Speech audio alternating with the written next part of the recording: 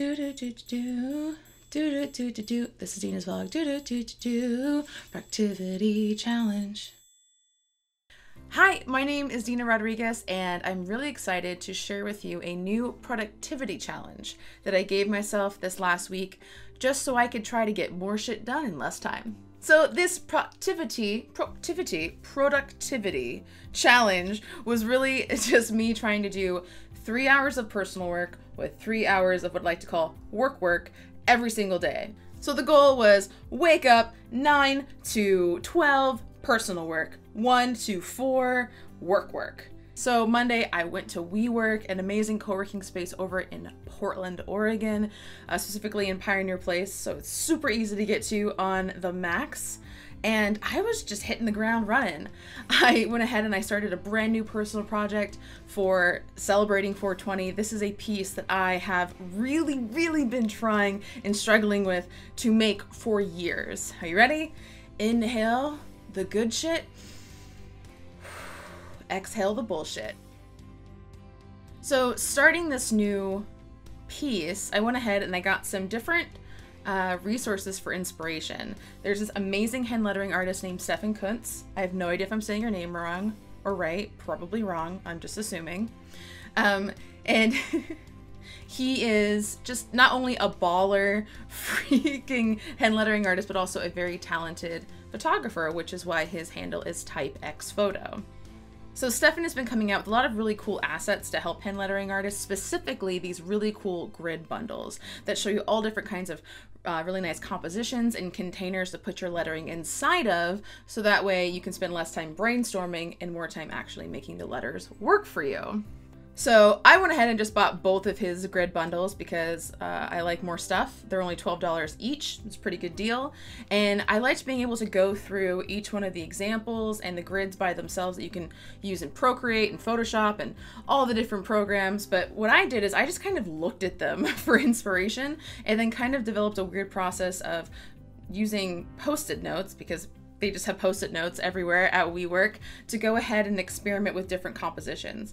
And then I started to kind of put all these Post-its together and really try to analyze, okay, what do I like about this composition? Okay, this one's not working, and really starting to take away the ones that weren't working and kept the ones that were. So to the point where I felt really comfortable and most importantly confident about the composition that I chose, which I have to say I probably would have never arrived at if it wasn't for these grid layouts. So highly recommend, not an affiliate link, just giving the dude a shout out.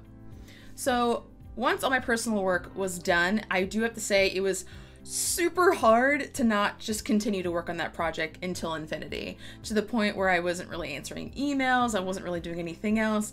I only stopped working because I literally had to stop, because I actually had a talk, I had an event going on over at the ADX gallery. So I got up there, I was kind of nervous. I tend to not get super nervous about talking. It comes kind of naturally once I get those, like, the shakes, the handshakes. After like the first minute, I'm totally fine. So that was the end of Monday. Monday, I think, was a huge success. I was motivated, I got to talk to people, I made something really cool. It was an all-around just good vibes for Tuesday. So you would think after such a productive day on Monday that Tuesday would have been better. It wasn't. I unfortunately had some doggy drama where my dog just wasn't feeling very well, and there was actually talk of putting him down. Don't worry. Now that we are talking to future Dina, everything turned out totally fine. But during Tuesday, I didn't know that. So I only had a very small window of productivity that was in between dropping off Ringo at the vet and hearing the bad news from the vet, where I decided to work on a brand new piece instead of just finishing up that 420 piece. I really have been wanting to just do something really random and super weird. So I decided, hey, I'm gonna draw a desktop wallpaper that's super long of a bunch of different kinds of aliens on a beach. Why not? So in order to make this illustration super easy on myself, I went ahead and I just drew a bunch of alien doodles, just to help me figure out what kind of aliens do I want to include, what kind of beachy activities should these aliens be doing, and just trying to figure out how to draw all these different kinds of funky characters, because I'm so used to using crazy amounts of reference in order to draw something that's more or less photorealistic. But to draw from my own imagination is freaking terrifying. So once I filled up an entire page full of alien doodles, I went ahead and did some work. Finally, work. Where I went ahead and did all the promotion and actual posting of a new episode of Woman of Illustration that is now available for your viewing pleasure. The new episode was all about education. What are all the different ways we can learn illustration, starting with being self-taught from the internet? So it was really cool for me and this new artist, Angela Polly from Costa Rica, to be able to talk about how you get your start. Do you have to go to art school in order to make it in this industry? What are the pros and cons of all the different ways to learn illustration? And really just talking about the best resources that are totally free on the amazing thing that is the internet, so you can just try a bunch of stuff and see what you like the most. This was the day that I was like, okay, let's go ahead. I'm still super intimidated by this alien piece. Let's go to the 420 piece. That's all lettering. That sounds like a great plan.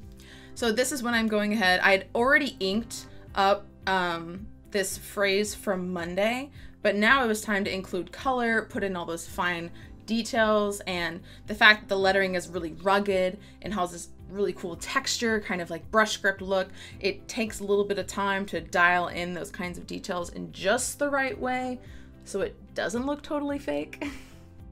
So after spending about maybe an hour or two on finishing up and wrapping up that 420 piece, so I can go ahead and use the amazing buffer schedule to post it Friday morning, bright and early, then I went ahead and interviewed a new guest. So after releasing our episode with Kat Hubbs and Sam Lopez not too long ago, I realized that I really like the format to just stay one-on-one. That way it's more personal, we have more back and forth, people don't have to worry about talking over each other. So I got to talk to Tatiana Gill. She's an amazing, seasoned illustrator that specializes in comic books. So we decided, let's do a 3-part series on how to be a comic book artist! Makes sense, right? So we recorded for what was supposed to be 90 minutes. That ended up being more like 3.5 hours, talking about everything from how to get started as a comic book artist, how to actually get work, and how to publish your own comic books, which she is a expert in because I think she has over 20 comic books published. She's crazy talented. Watch out for that episode that's coming up after this next series with Angie Polly. Now, let's talk about Thursday. Hump day is past.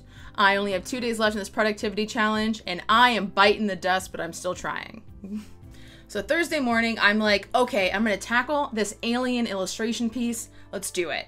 So went ahead and did a blueprint first, doing everything digitally. I love using AstroPad that allows me to screen mirror Photoshop on my iPad. The best thing ever.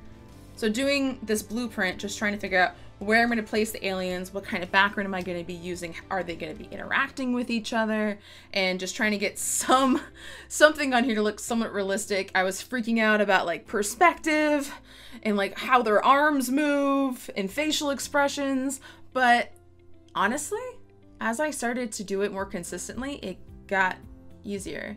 Funny how that works, right? So I get everything colored up and I'm super excited, but I think we got one more day on this productivity challenge. Let's save any final details for tomorrow to see what happens. After working on some personal work for Thursday, I finally got some work done because I am creating a brand new course on social media.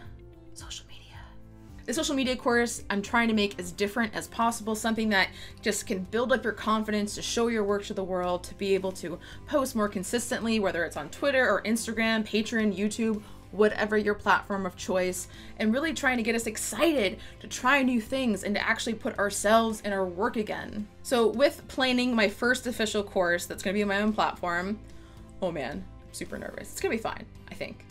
Yeah, it'll be great.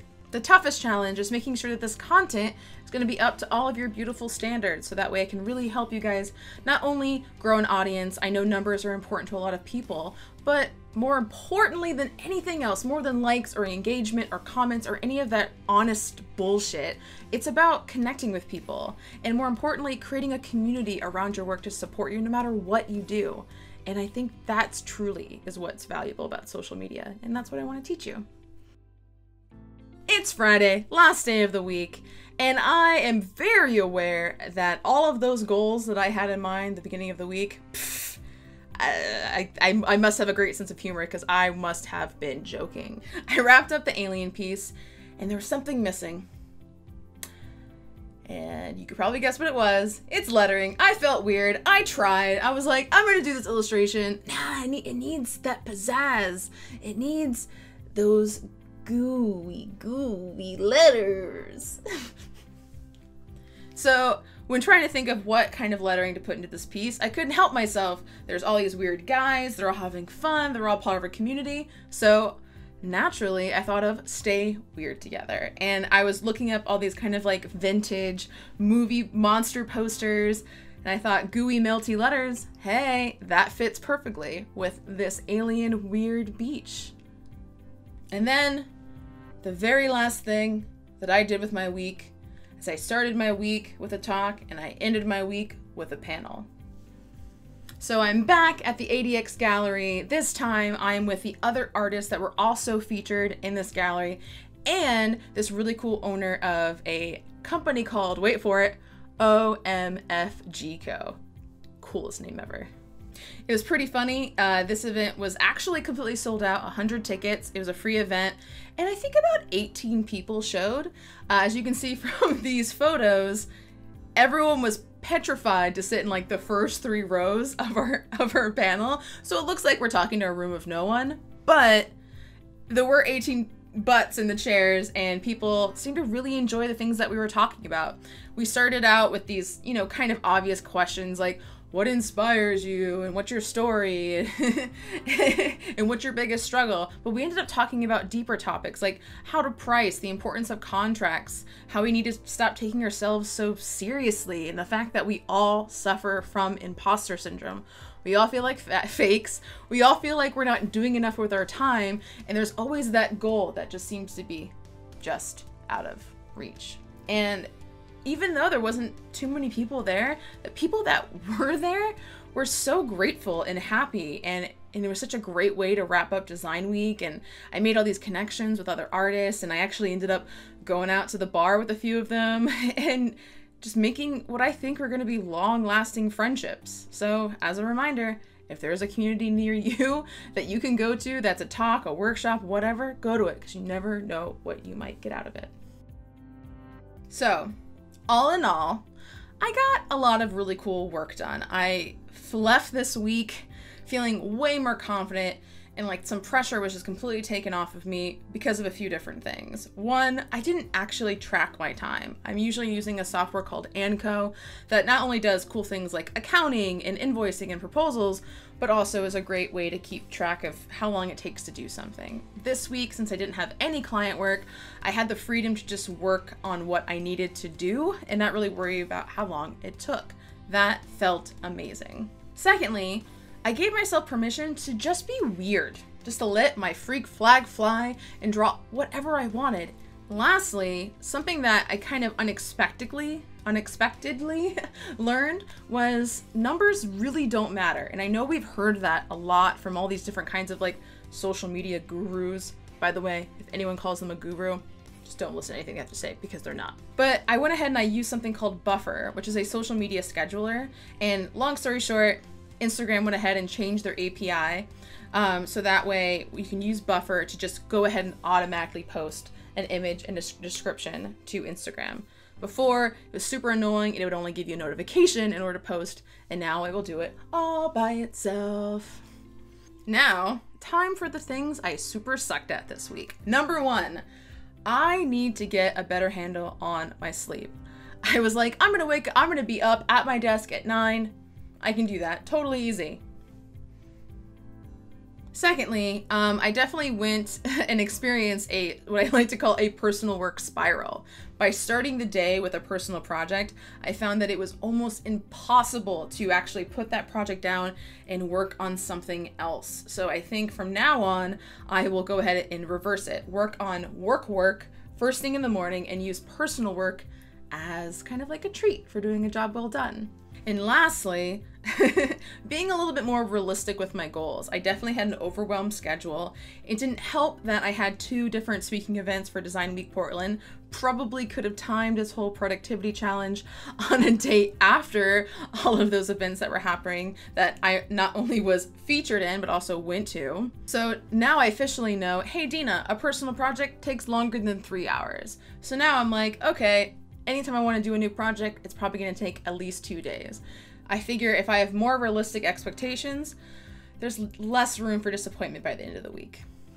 So there you have it. That was my productivity challenge for this week. I hope that it was somewhat helpful, if not a really cool inside look into my own process and the kind of projects that I work on day in and day out, being a full-time hand lettering artist and illustrator. If you guys are enjoying the kind of content that I'm creating, whether it's my personal vlog or it's Moment of Illustration, please consider supporting us by hitting that subscribe button right here, so that way you have free access to weekly content every single Wednesday. As a final plug, if you are interested in learning more about hand lettering, you want to go ahead and add more cool type styles to your tool belt of skills, consider supporting us for just $7 a month on patreon.com/lettershop, where you guys get to learn a brand new style of vintage hand lettering every single month. And you can get extra support with things like critique coaching and weekly video tutorials, not to mention joining our mastermind group or personalized one-on-one video coaching. So any questions you guys have about lettering, productivity, creativity, whatever, I'm here to help you as much as I can. Just leave all of your questions in the comments below. Thank you guys. See you later.